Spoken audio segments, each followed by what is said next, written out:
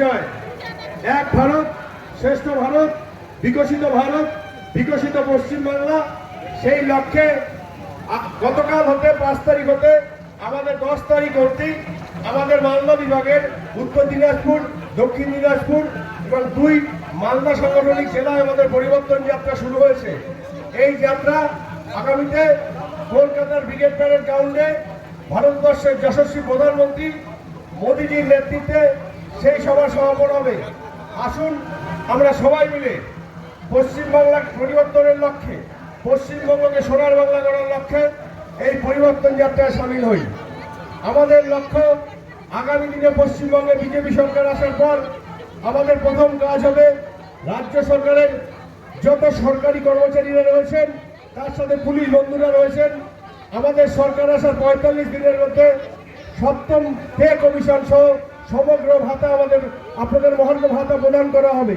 ঠিক তেমনি আমার যুবক যুবতী ভাইদের কাছে তাদের জন্য আমাদের লক্ষ্য থাকবে, আমরা সবাই জানি পশ্চিমবঙ্গে চাকরি ক্ষেত্রে যেভাবে আইনগত জটিলতা তৈরি হয়েছে, বহু আমাদের যারা যোগ্য আমাদের যুবক যুবতী তাদের বয়সের সময়সীমা পার হয়েছে। আমাদের সরকারের বয়সের সময়সীমা 5 বছর যাতে বাড়ানো হয়, যাতে তারা সবাই সুযোগ পায়, সেই লক্ষ্য আমাদের থাকবে।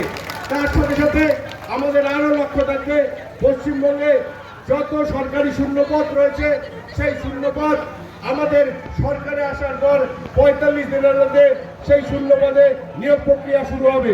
তার সাথে সাথে আমাদের মা বোনদের জন্য, মহিলা এম্পাওয়ারমেন্টের জন্য, মা বোনদের স্বনির্ভর করার জন্য 5,700 কোটি টাকার একটা প্যাকেজ থাকবে। এবং তার সাথে সাথে আমাদের একটাই লক্ষ্য, এক ভারত শ্রেষ্ঠ ভারত, বিকশিত ভারত। আমরা চাই নেশামুক্ত সমাজ, আমরা চাই মেধার ভিত্তিতে চাকরি, আমরা চাই আমার প্রতিটা মা বোন সুরক্ষিত রাখুক এই পশ্চিমবাংলা, আমরা ভয়মুক্ত চাই এই পশ্চিমবাংলা, আমরা সন্ত্রাসমুক্ত চাই। এবং তারপর আমার ওপার বাংলা থেকে যারা এসছে তারা উদ্বাস্তু, তারা শরণার্থী। আমাদের যশস্বী প্রধানমন্ত্রী বলেছিলেন তারা ভারতে ছিলেন, তারা আছেন, তারা থাকবেন, ভারত সরকার তাদেরকে জায়গা দেবে। আমাদের অনেকটা পথ যেতে হবে, আজকে দেরি হলো, তাই যারা এখানে উপস্থিত হয়েছেন আমি সবাইকে গৌরী অভিনন্দন জানিয়ে আমার বক্তব্য শেষ করছি। জয় হিন্দ, বন্দে মাতরম, ভারত মাতা কি জয়, বিজেপি জিন্দাবাদ।